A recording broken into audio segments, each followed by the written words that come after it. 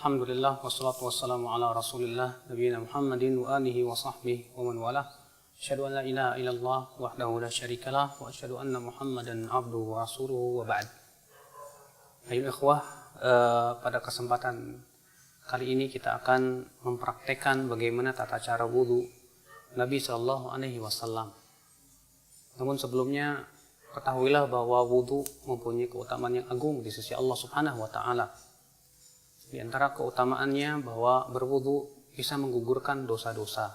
Sebagaimana dalam riwayat Imam Muslim, bahwa tidaklah seseorang hamba mencuci kepalanya, wajahnya, kecuali akan keluar dosa-dosanya bersama tetesan terakhir dari air wudunya tersebut. Tidaklah ia mencuci tangannya, demikian pula kakinya, demikian pula kepalanya, kecuali akan dosanya akan berguguran bersama tetesan terakhir daripada air wudu yang menetes dari anggota wudunya tersebut. Di antara juga bahwa kita dianjurkan untuk menjaga wudu, dan itu sifat seorang mukmin. Beliau bersabda, wala yuhafidhu 'alal wudu illa al-mu'min. Dan tidaklah yang bisa menjaga wudunya kecuali seorang mukmin. Dan sudah kita ketahui bahwa wudu adalah syarat sahnya salat. Berarti betapa pentingnya kita belajar tentang bagaimana tata cara wudu Nabi sallallahu alaihi wasallam. Berikut ini kita akan mempraktekkan bagaimana wudu Nabi sallallahu alaihi wasallam dengan menggunakan keran yang insyaallah kita akan berburu darinya. Dan perlu kita ketahui bahwa Nabi sallallahu alaihi wasallam tidak suka berlebih-lebihan dalam menggunakan air. Beliau bersabda, iyyakum wal israf, jauhi oleh kamu berlebih-lebihan, wa in kunta ala nahri jarin, walaupun kamu di air sungai yang mengalir. Dan sebutkan dalam hadis riwayat Abu Daud adalah Rasulullah SAW berwudu dengan satu mud saja. Maka dari itu kita jangan sampai masuk ayat innal mubadzirina kanu ikhwana syayatin. Sesungguhnya orang-orang yang mubadzir itu, yang berlebihan itu termasuk teman-temannya syaitan. Kadang kita lihat ada orang yang berwudu, ternyata dibuka kerannya besar-besar, sehingga akhirnya dia menggunakan air secara berlebihan. Dan itu sendiri termasuk dosa. Karena itu termasuk mubadzir, sikap mubadzir itu tidak disukai oleh Allah Subhanahu wa taala. Yang pertama kita akan lakukan yaitu membaca bismillah.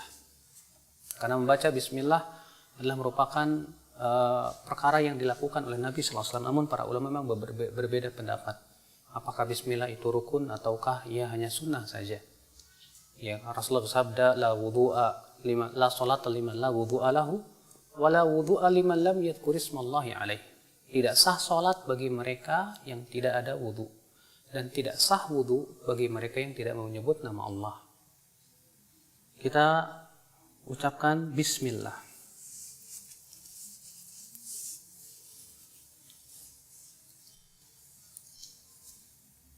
Bismillah, kemudian kita cuci tangan kita 3 kali.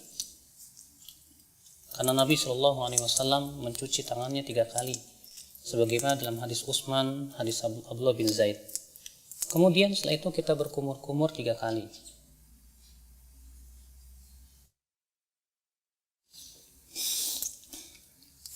Ketika berkumur-kumur, kita ambil satu telapak tangan, kemudian kita masukkan air ke mulut, lalu ke hidung sekaligus. Lalu kita keluarkan dengan tangan kiri kita.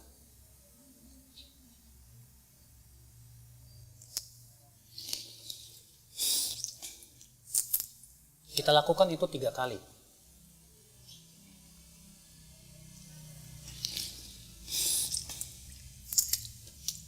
Setelah itu kita akan mencuci wajah. Dan batasan wajah terjadi ikhtilaf para ulama, apakah wajah itu dari sini ke sini, dan ini pendapat jumhur, itu mulai dari daging yang menyembul di sini di telinga sampai kepada ini. Sebagian ulama mengatakan bahwa wajah itu masuk padanya bagian kuping bagian depan. Dan ini diriwayatkan dari Ali bin Abi Thalib.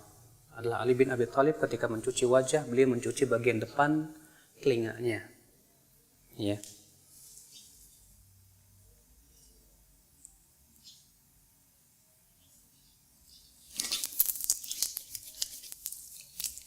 Dan dalam riwayat Ibnu Abbas adalah Ibnu Abbas ketika mengambil air dari telapak kanannya, beliau iringkan dengan telapak kirinya, kemudian beliau mengusap atau mencuci wajahnya.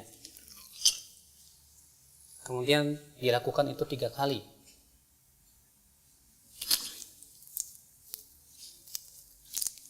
Dan dalam riwayat Ali bin Abi Thalib, adalah Ali bin Abi Thalib setelah berwudu, yaitu mencuci wajah, beliau mengambil segenggam air, lalu kemudian diguyurkannya di ubun-ubunnya dan dibiarkan ia mengalir ke bawah. Dan ini termasuk sunnah Nabi SAW yang banyak ditinggalkan oleh manusia. Kemudian setelah itu kita mencuci tangan sampai siku-siku juga. Kita ambil dengan tangan kanan, lalu kemudian kita cuci sampai siku-siku.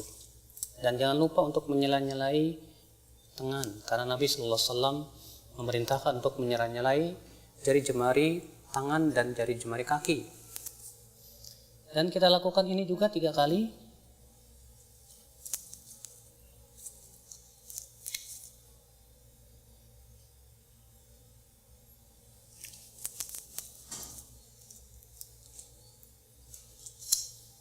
Kemudian setelahnya sebelah kiri.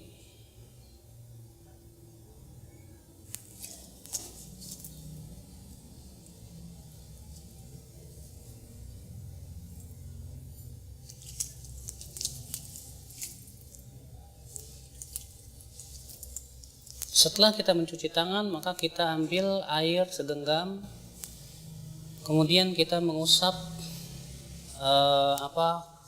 kepala kita.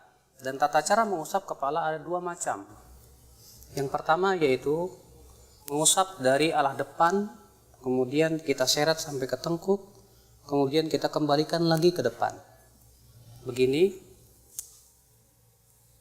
Kemudian kita kembalikan lagi ke depan. Lalu kemudian kita masukkan jari kita ke dalam telinga, lalu kita usap bagian belakangnya. Seperti ini. Karena Rasulullah mengatakan al-udhunan minar ra's. 2 telinga itu bagian daripada kepala. Jadi ini cara yang pertama, itu dari arah depan.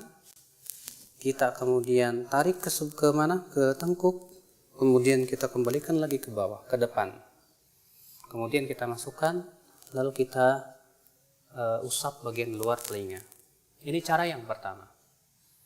Adapun cara yang kedua, itu yang disebutkan dalam hadis riwayat Abu Daud juga dari hadis Rubai', bahwa adalah Rasulullah SAW mengusap kepalanya wala yughayyir min sya'ri syai'an.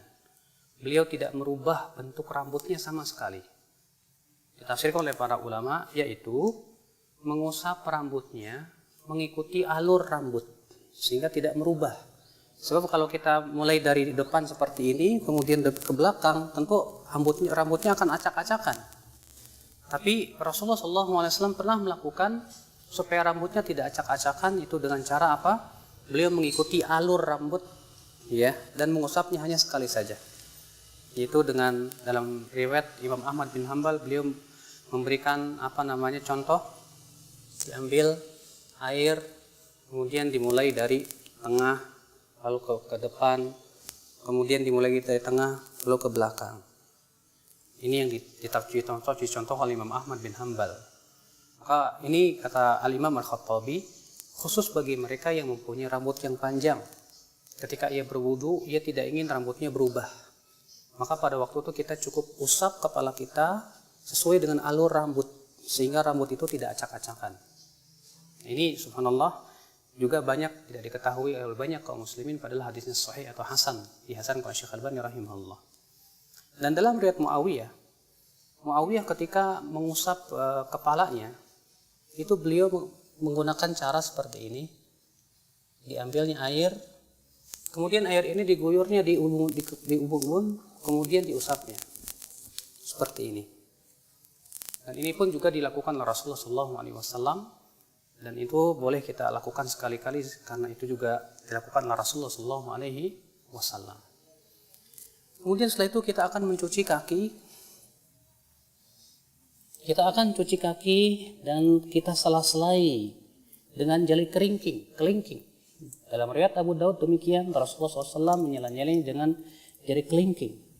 Kemudian kita cuci sampai mata kaki. Kita lakukan itu 3 kali. Kemudian sebelah kiri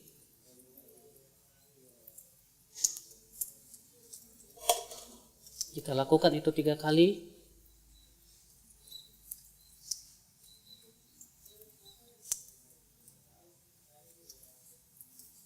Selesai sudah berwudu. Lalu kemudian setelah berwudu dianjurkan kita mengucapkan asyhadu an la ilaha illallah wahdahu la syarikalah wa asyhadu anna Muhammadan abduhu wa rasuluh. Bisa ditambahkan Allahumma ij'alni minat tawwabin waj'alni minal mutatahhirin. Dan disebutkan dalam riwayat Tirmidzi, Rasulullah SAW juga mengajarkan doa lain. Setelah wudu, yaitu subhanakallahumma bihamdik asyhadu an la ilaha illa anta astaghfiruka wa atubu ilaik. Rasulullah, siapa yang membaca ini setelah wudunya, maka akan distempel dan tidak akan pecah selama-lamanya sampai hari kiamat. Subhanallah. Rasulullah mengatakan, siapa yang mengucapkan setelah wudunya asyhadu an la ilaha illallah wahdahu la syarikalah wa asyhadu anna Muhammadan abduhu wa rasuluh, maka akan dibukakan untuk dia 8 pintu surga. Dia bisa masuki 8 pintu surga itu dari pintu mana saja dia masuk. Masya Allah. Lalu kemudian disunahkan kita untuk sholat 2 rakaat. Disebutkan dalam hadis Bilal, Rasulullah bersabda, ya Bilal, bima sabaqtani ilal jannah, dengan apa engkau mendahuluiku ke dalam surga. Kata Bilal, wahai Rasulullah, tidaklah aku berhadas kecuali aku sholat 2 rakaat. Kata Rasulullah, dengan 2 itu kamu masuk surga. Subhanallah. Ini keutamaan yang agung ya akhul Islam. Semoga ini memberikan faidah untuk kita semua tentang bagaimana tata cara wudu Nabi SAW. Ini saja. Subhanakallah bihamdik. Asyhadu an la ilaha illa anta astaghfiruka wa atubu ilaik. Wassalamualaikum warahmatullahi wabarakatuh.